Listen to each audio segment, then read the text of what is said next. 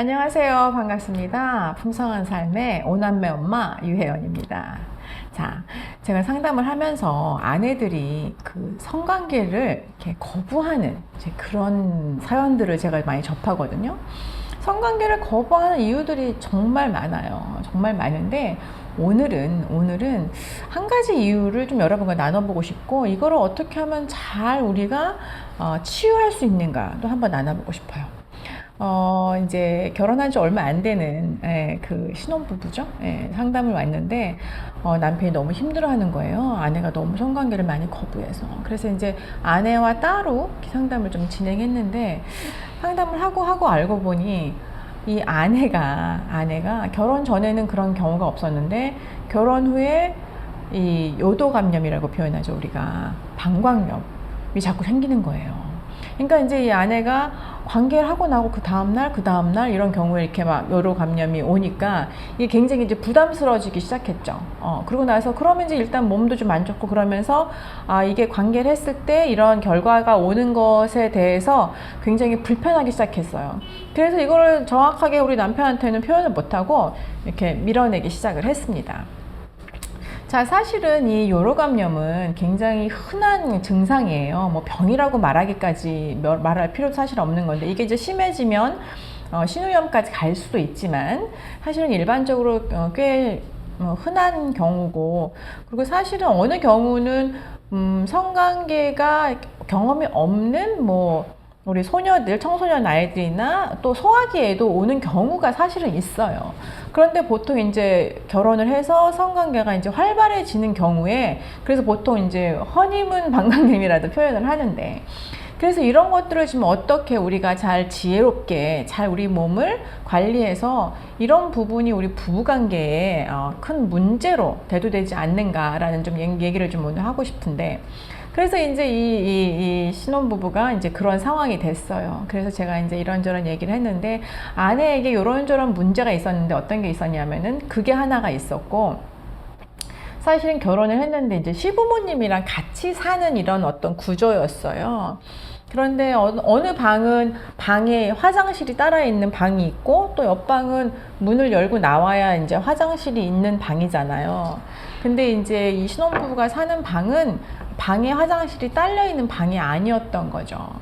그래서 처음에 결혼을 해서 이제 이렇게 요로감염이 자주 오는 것도 불편한데, 관계를 하고 나서 본인 생각에는 이제 빨리 씻고 이제 이렇게 했으면 좋겠는데, 화장실이 문 밖에 있다 보니 관계를 하고 다시 옷을 주워 입고 문을 열고 나가서 다시 화장실에 들어가서 이런 모든 이 과정이 너무 불편했던 거죠. 그래서 아내가 이제 이렇게 거부를 하는 어떤 그런 과정에서 상담을 하기 시작했는데, 다른 심리적인 문제도 있고 관계적인 문제도 있어요. 그런데 우리가 요것을 잘 대처하기 위해서 제가 오늘은 딱 한 가지를 해라. 사실은 두 가지 하면 좋겠지만 딱 한 가지를 말씀드리고 싶어요. 무엇이냐면은 부부관계 후에 꼭 화장실을 가야 해요. 특히 우리 아내들 귀찮지만 뒤처리하기가 사실 귀찮아요. 특별히 방에 화장실이 딸려 있다면 이게 사실은 그렇게 불편한 일은 아니에요. 근데 방에 화장실이 안 딸려 있죠. 시어른이 있을 수도 있죠. 아니면 이제 좀 부부가 나이가 있어 아이들이 있어서 조금 아이들이 커 있는 아이들도 있을 수 있어서, 이런 것들이 불편해서 관계 후에 그냥 휴지나 수건이나 이런 것들로 뒤처리를 할 경우에 사실은 요로 감염이 올 확률이 굉장히 높습니다.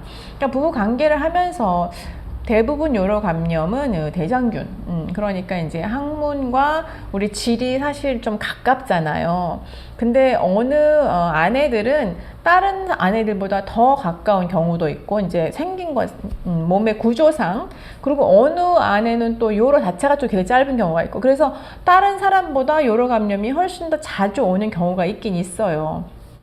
그리고 또 몸이 많이 피곤하고 내 스스로 이제 항체가 좀 안 좋을 경우에는 또 요로 감염이 많이 오고, 그래서 어떤 상황이든지 이게 올 경우에는 사실은 주저하지 말고 산부인과에 가서 아니면 비뇨기과에 가서 항생제를 먹어야 되는 게 맞습니다. 그런데 그런 것들을 예방하기 위해서 꼭 해야 될 것이 뭐를 한다? 관계 후에 귀찮지만 일어나서 꼭 화장실을 가서 소변을 본다. 이게 굉장히 중요해요.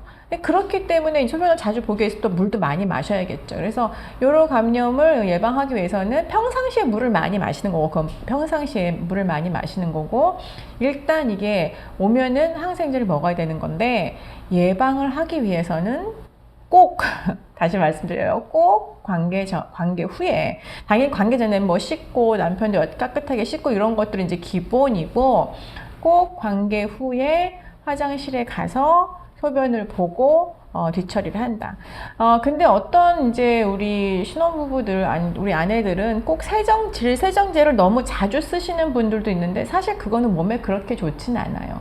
그러니까 우리 질에도 좋은 균들이 살아 있어야 하는데, 이 세정제를 너무 많이 쓸 때는 그 좋은 균마저도 다 죽여버리거든요. 그래서 생리가 끝났을 때 조금 찝찝하다 그랬을 때 뭐 한 달에 한 번 정도 쓰시는 건 괜찮은데, 매번 성관계 후에 너무 또 깔끔하신 분들은 화장실 가서 또 소변 보고 또 질세정제 쓰고 이러면 사실은 요로 감염이 더 악화될 수 있거든요. 그래서 이 질세정제는 그냥 조금 뭐 한 달에 한 번 뭐 격달 정도로 쓰시면 좋겠고, 다른 거는 몰라도 우리 아름답게 좋게 부부가 관계를 하고, 그 뒤처리를 화장실 가서 꼭 소변을 볼 적에 우리가 요로 감염 이런 것, 방광염 이런 거 많이 예방할 수 있거든요. 그래서 꼭 잊지 마시고, 귀찮으시지만 꼭 가서 소변을 본다. 그래서 이거를 사실은 우리 남편들이 아는지도 모르겠어요. 이렇게 하는 것이 좋은 건지 모르겠는데, 혹시 이 유튜브를 보시는 남편분들이 계시면 아내에게도 말씀해 주시고, 혹시 아내가 좀 귀찮아 할 수도 있어요? 그럼 우리 같이 가서 같이 씻자, 뭐 같이 소변 보자 할 수도 있으니까. 뭐 둘이 사랑을 나눴는데 남편은 막 기분이 좋아가지고 혼자 골아떨어져 있는데 나 혼자 일어나서 가서 씻으러 가기 귀찮을 수도 있잖아요. 그러니까 남편이 같이 가주는 것도, 이것도 배려이기 때문에, 그래서 오늘은 이 부부 성관계를 불편하게 하는 그 요로 감염, 뭐 허니문 방광염, 이것을 어떻게 예방하나. 꼭 해야 될 것은 꼭이에요. 이거는 꼭 하셔야 돼요. 꼭 관계 후에 바로, 가능하면 바로 적어도 15분 안에 화장실을 가서 소변을 보시고 다시 잠자리에 드셔요. 그렇게 할 때 우리가 좀 더 편안한 마음으로 부부 간의 사랑을 나눌 수 있을 것 같아요. 그래서 오늘은 여러분과 오남매 엄마가 어떻게 하면 요로 감염을, 방광염을 예방할 수 있을까라고 말씀을 드립니다. 화장실 잊지 마세요. 자, 풍성한 삶 연구소의 유혜연이었습니다. 감사합니다.